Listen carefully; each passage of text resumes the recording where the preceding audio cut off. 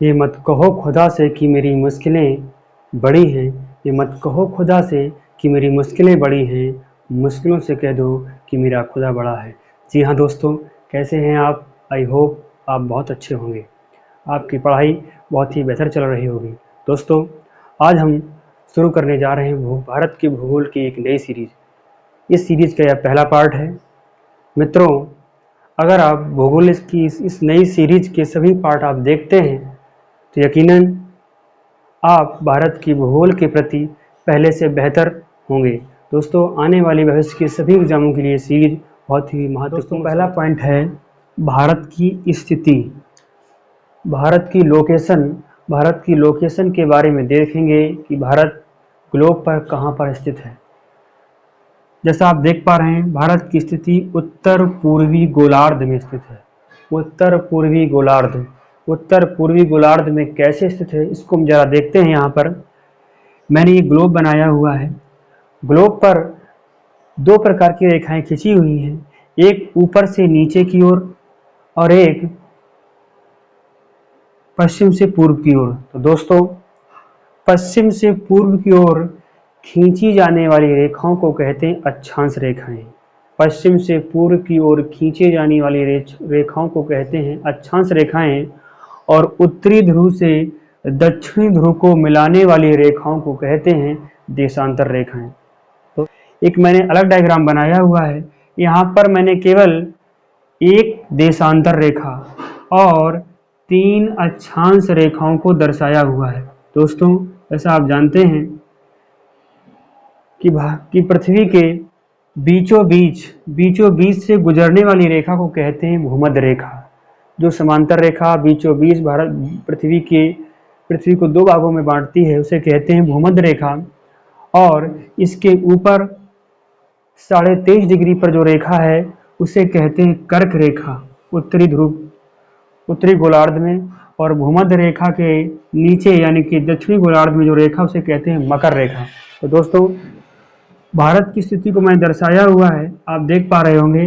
भारत भूमध्य रेखा के ऊपर यानी कि उत्तरी गोलार्ध में स्थित है, जिसके बीच से कर्क रेखा गुजरती है। तो इस ग्लोब को अगर दो भागों में बांट दें तो भारत ऊपरी गोलार्ध में स्थित है, और इसी ग्लोब से नीचे नॉर्थ से साउथ एक रेखा खींचें और बांट दें तो आप देख पा रहे होंगे भारत जो है इस वाले गोलार्ध, इस वाले पार्ट में स्थित है। ऊपर हो गया उत्तरी और ये हो गया पूर्वी। तो भारत उत्तर और पूर्व के बीच में है, तो हम कह सकते हैं भारत की लोकेशन उत्तर पूर्वी गोलार्ध में स्थित है। आई होप ये पॉइंट आपको क्लियर हुआ होगा कि भारत की लोकेशन किस गोलार्ध में है, तो उत्तर पूर्वी गोलार्ध। दोस्तों, अगला पॉइंट देखते हैं, भारत का विस्तार।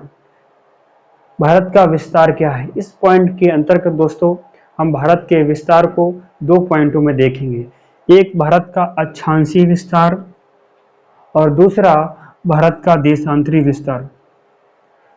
दोस्तों, भारत के अक्षांशीय विस्तार की बात करें तो अक्षांशीय विस्तार यानी कि नीचे से ऊपर की बात कर रहे हैं। जो अक्षांश रेखाएं होती हैं वो समांतर रेखाएं होती हैं और पश्चिम से पूर्व की ओर खिंची होती हैं। तो दोस्तों, अगर अक्षांशीय विस्तार की बात करें तो जरा मैप में गौर करेंगे, एक पॉइंट दिख रहा है भारत के दक्षिण भारत में, तमिलनाडु में स्थित पॉइंट जिसका नाम है कन्याकुमारी। भारत के सबसे दक्षिण में स्थित बिंदु को कहते हैं कन्याकुमारी, इसका दूसरा नाम केप कमोरिन। ये किस अक्षांशीय स्थिति पर स्थित है? वो पॉइंट है 8 डिग्री 4 मिनट। 8 डिग्री 4 मिनट पर जो बिंदु है वह बिंदु है कन्याकुमारी, जिसे केप कमोरिन कहते हैं। यहाँ से लेकर भारत का विस्तार शुरू होता है और उत्तर की ओर एक पॉइंट दिखाई दे रहा है आपको 37 डिग्री 6 मिनट। 37 डिग्री 6 मिनट यहाँ तक भारत का अक्षांशीय विस्तार है। जैसा मैंने लिखा है 8 डिग्री 4 मिनट से लेकर 37 डिग्री 6 मिनट तक भारत का अक्षांशीय विस्तार है।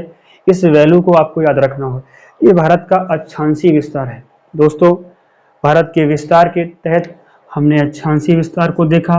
अब देखते हैं भारत का देशांतरी विस्तार।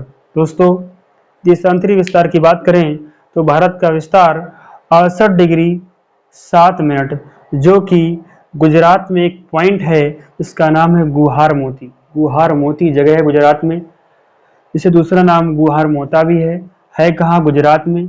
इसका देशांतरी स्थिति क्या है? 68 डिग्री 7 मिनट। गुहार मोती या गुहार मोता गुजरात में स्थित है 68 डिग्री 7 मिनट पर। ये भारत का देशांतरी विस्तार शुरू होता है पूर्व की तरफ, और एक बिंदु है जिसका नाम है कीविधु। ये कीविधु है अरुणाचल प्रदेश में। इस बिंदु का लोकेशन है 97 डिग्री 25 मिनट। तो दोस्तों आप देख पा रहे होंगे, जैसे मैंने मेंशन किया हुआ है, 68 डिग्री 7 मिनट पूर्वी देशांतर से 97 डिग्री 25 मिनट ये भारत का देशांतरी विस्तार है। तो दोस्तों हमने भारत के विस्तार के तहत 2 पॉइंट देखे, एक अक्षांशीय विस्तार और एक देशांतरी विस्तार। तो अक्षांशीय विस्तार आप समझ पाए 8 डिग्री 4 मिनट से लेकर 37 डिग्री 6 मिनट, एंड देशांतरी विस्तार 68 डिग्री 60 मिनट पूर्वी देशांतर से लेकर 97 डिग्री 25 मिनट। तो आई होप दोस्तों इस पॉइंट को क्लियर, आप इस पॉइंट को समझ पाए होंगे। दोस्तों नेक्स्ट पॉइंट की बात करते हैं भारत का मानक समय। हम लोग 24 घंटे समय देखते हैं, कैसे भारत का समय निर्धारित हुआ है, उसकी क्या प्रक्रिया है, जरा समझेंगे। भारत का मानक समय मैंने लिखा हुआ है 82.5 डिग्री पूर्वी देशांतर भारत का मानक समय है।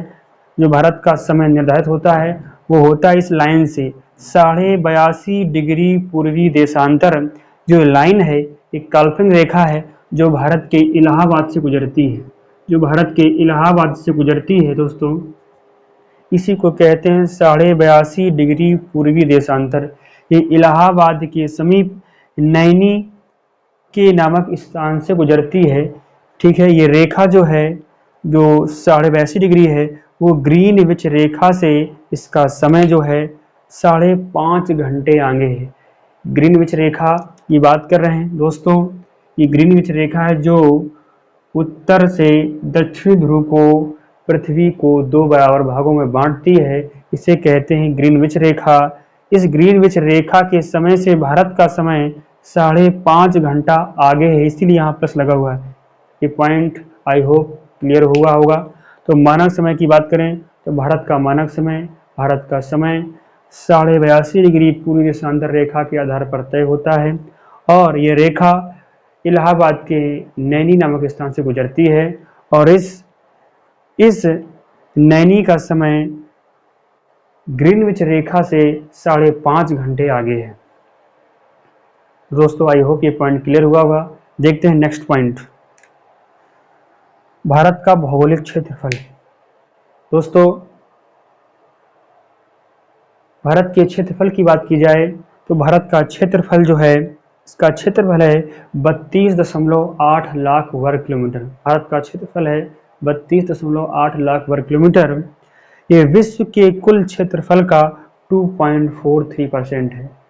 विश्व के कुल क्षेत्रफल का 2.43% भारत का क्षेत्रफल है। तो आई होप ये भी पॉइंट क्लियर होगा या समझ में आया होगा। आप याद रखेंगे भारत का क्षेत्रफल 32.8 किलोमीटर, एंड विश्व की दृष्टि देखा जाए तो विश्व का 2.43% है। दोस्तों देखते हैं नेक्स्ट पॉइंट। अगला पॉइंट है क्षेत्रफल की दृष्टि से भारत का स्थान। दोस्तों क्षेत्र डायरेक्ट क्वेश्चन एग्जाम में आता है कि क्षेत्रफल की दृष्टि से भारत का कौन सा स्थान है। तो अगर डायरेक्ट पूछा जाए तो आप याद रखेंगे इसका स्थान है 7वां स्थान है। आप जानते हैं जनसंख्या की दृष्टि तो भारत दूसरा स्थान है, पहले नंबर पर चीन है और दूसरे पर भारत है, लेकिन क्षेत्रफल की दृष्टि से भारत का स्थान जो है वो 7वां स्थान है। तो मैंने क्रम लिख रखा है, आप ये भी याद रखेंगे।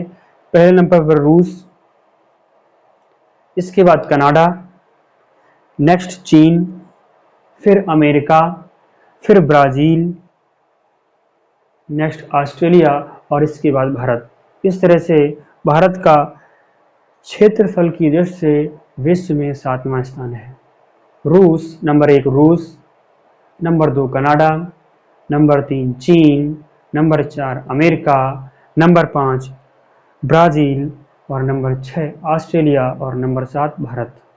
दोस्तों ये भी पॉइंट आई होप आपको क्लियर हुआ होगा और इस तरह से हमने 5 पॉइंट देखे।